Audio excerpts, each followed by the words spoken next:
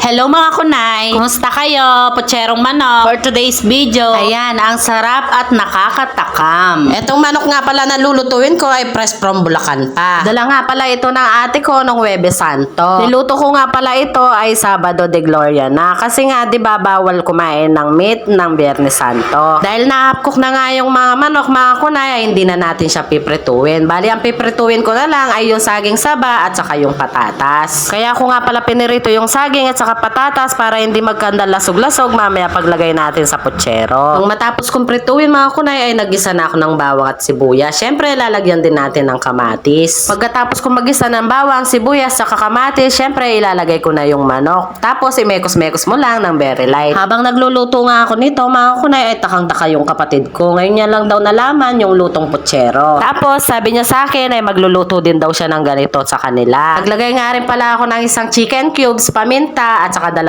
kutsarang patis. Tapos mga kunay, pakukuluin ko lang ng hanggang 10 minutes. Habang nagluluto nga ako ng putsero mga kunay, nagpaprito rin ako ng piniritong manok kay boss. Para syempre mga kunay, may pagpilian yung mga pamangkin ko. Last time na nagluto kasi akong putsero mga kunay, ay mas gusto pang nag-ulam ng century tuna yung 2 pamangkin ko. Alam ko mga kunay, hindi lang yung mga pamangkin ko yung ganito, na kahit masarap ang ulam, mas gusto pa nila mag-ulam ng century o kaya ng itlog. Dahil sa kakadaldal ko mga kunay, hindi ko na nga pala nasabi yung nailagay ko kanina, tomato sauce, pechay at saka repolyo. Nilagay ko na nga rin pala yung saging at saka patatas. Siyempre mga kunay, pinakulo ko pa rin ng ilang minuto bago ko patayin ng apoy. Yan na rin pala yung pinaprito kong manok kay boss. Ayun lang, thank you!